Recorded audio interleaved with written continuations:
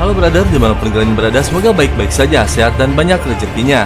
Kali ini kita akan membahas alur cerita dari sebuah film yang mengisahkan seorang agen rahasia menyamar memasuki geng terbesar yang melakukan segala kejahatan. Tidak usah berlama-lama lagi, kita masuk ke alur ceritanya.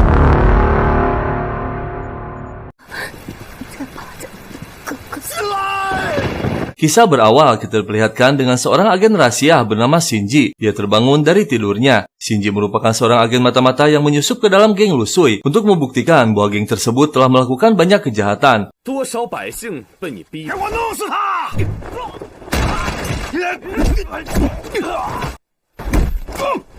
Malam itu dia berhasil menangkap ketua geng Lusui. Keesokan harinya, Shinji kembali mendapatkan perintah dari Kementerian Keadilan. 3 hari yang lalu, seorang mata-mata bernama Zhou mengalami kecelakaan saat membawa informasi penting sehingga penyelidikan orang hilang di Kabupaten Wusui terpaksa dihentikan. Padahal Zhou sudah mengintai geng Lusui lebih dari setahun. Kementerian mengutus Shinji karena wajahnya mirip dengan Zhou, dengan misi yaitu menemukan warga sipil yang hilang dan menangkap pelakunya. Ia juga akan dibantu oleh Xiao sebagai kepala petugas keamanan Kabupaten Wusui. 百姓因人口走失不稳之事心恐慌，让担心您把这么棘手的事情假象，流氓地痞的习气。邱新志不像好人吗？囚犯变成细作的原因，很多人刑部密令人口走失一案。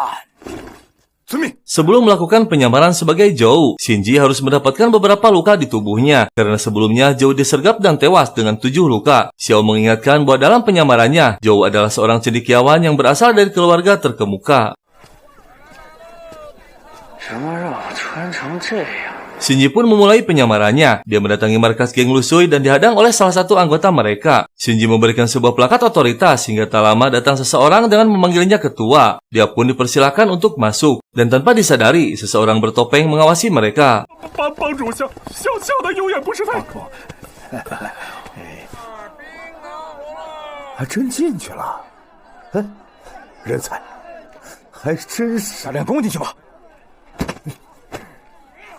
Di markas geng Lusui, Shinji sedang diobati lukanya oleh seorang wanita bernama Yu'er. Yu'er adalah ketua sekte lembah air dan orang yang paling dekat dengan Zhou. Yu'er dengan jelas menunjukkan sikap bahwa dia menyukai Zhou.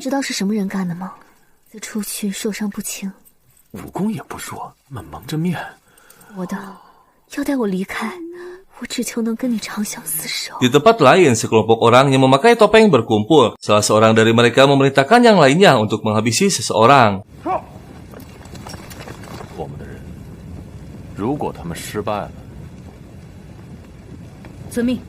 Di markas geng Lusui, Shinji sedang berhadapan dengan pengawas besar geng Lusui bernama Liu. Meskipun Zhou yang menjadi ketua, namun semua urusan geng diserahkan kepada Liu. Shinji bertanya tentang perkembangan gengnya dan ingin mengetahui pendapatannya selama 1 tahun terakhir. Permintaan Shinji menimbulkan kecurigaan bagi Liu dan Yu'er, karena yang mereka tahu selama ini Zhou tak pernah peduli dengan pembukuan keuangan.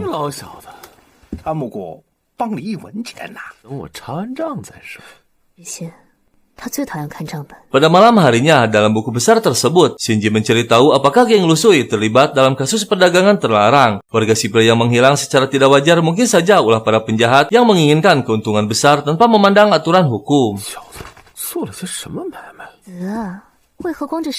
Dan tiba-tiba Yu'er muncul. Shinji mempertanyakan penghasilan yang terbilang kecil dari semua bisnis mereka. Yu'er hanya menjawab bahwa Zhou sendiri melarang melakukan bisnis yang melanggar hukum sejak dia mengambil alih organisasi. Saat Shinji sedang dibantu memakai pakaian, tiba-tiba terlihat seseorang dari jendela dan bergegas mengejarnya. Namun Shinji tak sengaja menjatuhkan lilin yang akibatnya terjadi kebakaran, hingga buku besar pun ikut terbakar.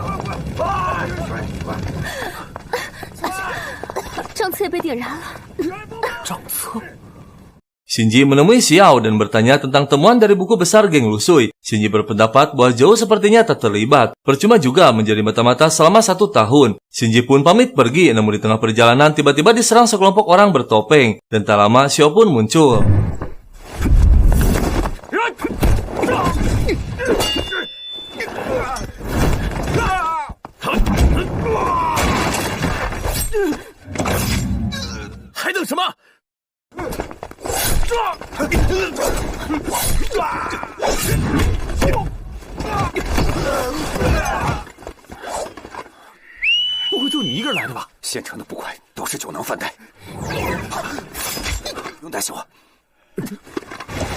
拉，放。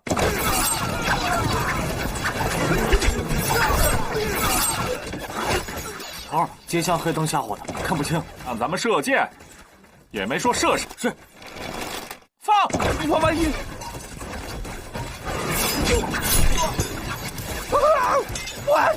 Mereka berdua berhasil mengalahkan kelompok bertopeng, namun semua tewas hingga tak bisa menyelidikinya lebih dalam. Dan tiba-tiba Shinji tersengaja melihat tanda di pergelangan tangan salah satu dari mereka. 知道你这行货靠不住，你在这短时间内破案，不要拖我的后腿。 Shinji bertanya kepada Liu geng mana yang memiliki tanda tersebut, namun Liu tak mengetahui. Dia pun mengumpulkan semua anggotanya untuk mengecek mata-mata dalam geng Lusui. 我怕疼，所以 Malam harinya saat Shinji sedang bersama Yu-er, Liu muncul dan mengabarkan bahwa salah satu anggota mereka ditangkap oleh pemerintah karena diketahui menggelapkan uang pajak. Liu pun cemas karena gengnya mulai ditargetkan pemerintah. 生意已经被他们搅扰县里头，怕难于我们的容身之处，我就忍了。街上不太平，帮我找几个侍卫。 Shinji yang seringkali mendapatkan serangan, kini dia dikawal oleh beberapa bodyguardnya. Dan saat berjalan di pasar, tiba-tiba muncul 6 geng lain beserta ketuanya. Mereka semua berniat akan menghabisi Shinji. Pasar yang tadinya ramai seketika menjadi sepi. Keberanian Shinji menjadi ngerut saat bodyguardnya kabur. Namun tak lama, Xiao pun muncul. 单挑，你跟我，打我们一群人，群殴。我是巡捕组捕头，是不是很感激？大哥，后手。 Xiao sudah menyiapkan pasukannya untuk melepaskan panah saat peluit ditiupkan. Namun dia lupa memberitahu mereka kapan harus berhenti melesatkan panahnya.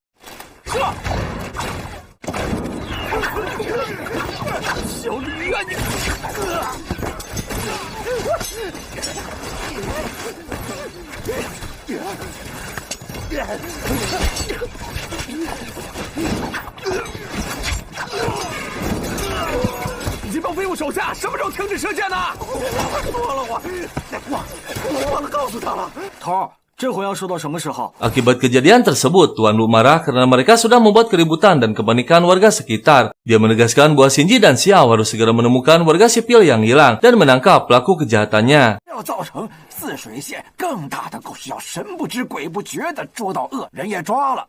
让走失的孩子和大人。 Xiao pun mulai menginterogasi ketua geng lain yang sudah tertangkap dan mendalami informasi mengenai kasus orang hilang. Namun mereka semua memilih bungkam seolah tak tahu apa-apa. Xiao menduga bahwa mereka hanya ingin menyingkirkan Shinji saja. Dan tak lama seseorang muncul mengabarkan bahwa petugas keamanan ingin menemuinya.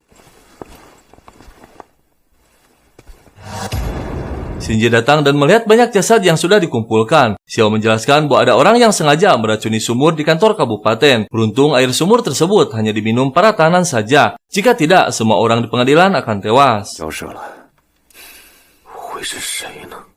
Di tempat lain, pelaku yang meracuni sumur mulai merencanakan misi untuk menghabisi Zhou alias Shinji. Dia juga ingin menghabisi kepala keamanan Kabupaten Wusui. Dia pun memerintahkan seseorang untuk mengirim surat kepada Xiao. Dan tak lama, Xiao pun menerima surat tersebut. 水县城尸横遍野，不仅要杀掉周广，心里才踏实，头也要干掉。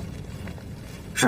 Saat malam tiba, Xiao keluar dan menggunakan jubah hitam dan penutup kepala. Perlahan dia memasuki markas geng Lusui dan menemukan banyak emas di sana. Dia segera menemui Shinji yang saat itu sedang bersama Yu-er. Dengan emosi, Xiao melemparkan kantong kecil berisi emas kepadanya. Shinji pun menyuruh Yu-er untuk meninggalkan mereka berdua. Shinji bertanya bagaimana bisa Xiao tahu kalau geng Lusui memiliki banyak emas. Lalu Shinji menjelaskan bahwa dia dijebak. Namun Xiao tak percaya dan menganggap Shinji sudah menyalahgunakan kekuasaan untuk mendapatkan uang. Hingga perkelahian pun terjadi. 你要跟我玩真的是吧？我早就看不惯你了，这可是你逼我的。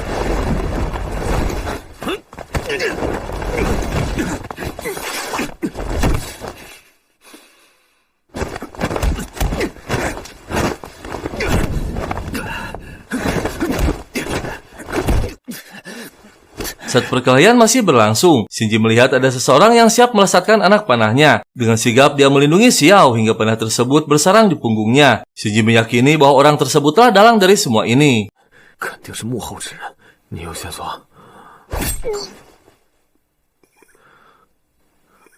Setelah diselidiki, panah tersebut tidak bisa dimiliki oleh rakyat biasa. Semua pasukan dikerahkan untuk mencari panah yang sejenis di setiap rumah dan menangkap pemiliknya. Dengan panah tersebut, mungkin saja mereka bisa menemukan pelaku yang sebenarnya. 这也没有搜到，没有发现谁拥有类似剑支，就离开现场，他一定还在城里，继续给我找。是。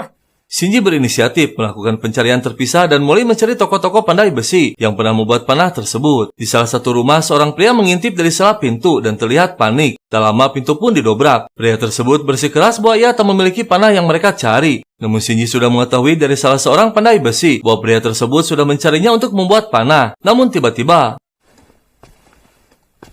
di tempat lain, terlihat pria bertopeng sedang berjalan tergesa-gesa. Shinji menghadangnya dan bertanya mengenai kasus orang hilang. Karena tak mau buka suara, Shinji pun menghajarnya. Namun tak lama muncul Xiao. Xiao menyarankan agar diserahkan kepada petugas. Namun Shinji menolak dan teringat adiknya yang tewas. 孩子，和那些城中走失的人一知道最后的下场吗？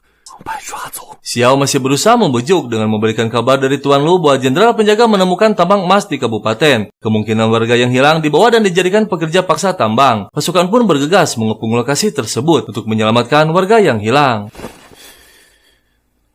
Keesokan harinya, atasan Shinji memerintahkan untuk pergi diam-diam dengan alasan kasus di Kabupaten Wusui telah selesai. Namun Shinji masih merasakan kejanggalan dalam kasus tersebut. Sedangkan Xiao pamitan pergi ke ibu kota karena kasusnya telah selesai. Tak lama anak buahnya melapor bahwa ketua geng Lusui mengundangnya. Dan di waktu yang sama, pria berjubah menghadap jenderal mengabarkan bahwa seseorang sudah terpancing. 我要活的。大人呐，让你去做捕头，那是咱们俩 又得在一起了，让人一高兴，又把你调到刑部。 Saat Shinji dan Xiao sedang merayakan kasus yang terselesaikan, tiba-tiba seseorang menyerangnya. Tak lama dia pun muncul dan menampakkan wajahnya. Xiao terkejut melihat dua orang berwajah sama di hadapannya. 喝多了，喝多了，说喝多了，别动，都别动啊，让我好好捋捋。细作完成任务以后，第一时间就是你。 Orang yang saat ini duduk di hadapannya adalah Zhou yang asli. Semua ini adalah rencananya, termasuk kematian palsunya. Ia akan menghabisi semua orang yang menghalanginya, bahkan menghabisi jenderal penjaga yang sudah mengepung tambang emasnya. Zhou ternyata sudah merencanakan untuk menghabisi Shinji di perahu yang akan ditumpanginya. Namun beruntung Shinji selamat. Meski Zhou awalnya seorang mata-mata dari kementerian, dia tak menyesal. Karena kesetiaannya pada pemerintah tak bisa membuatnya menjadi kaya. 我签忠良之后，我们用命贫穷，一无所有。水县可恶的根源就是你。不过，你可真束手就擒吧！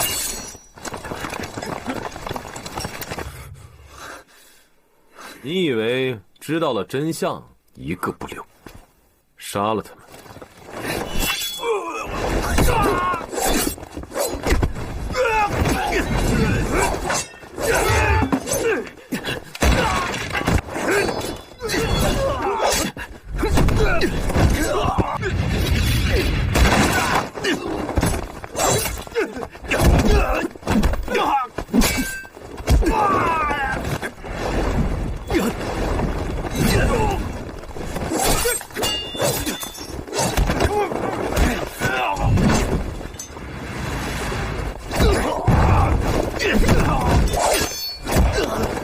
Di tengah perlawanan, Zhou menjadikan Yu'er sebagai sandera. Shinji pun bersedia menyerahkan diri untuk menyelamatkan Yu'er. Namun tiba-tiba, 不许动！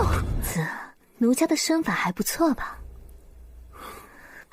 来呀，好了！ siasat Yu'er berhasil. Tangan Shinji dan Xiao kini diikat. Ternyata bukan hanya Yu'er, pengurus Liu pun ikut bersekongkol. Dan saat Liu akan menghabisi keduanya, tiba-tiba pasukan dari kepolisian melesatkan anak panah. Zhou pun mencoba melarikan diri, namun berhasil ditahan oleh Shinji dan Xiao hingga Tuan Lu datang.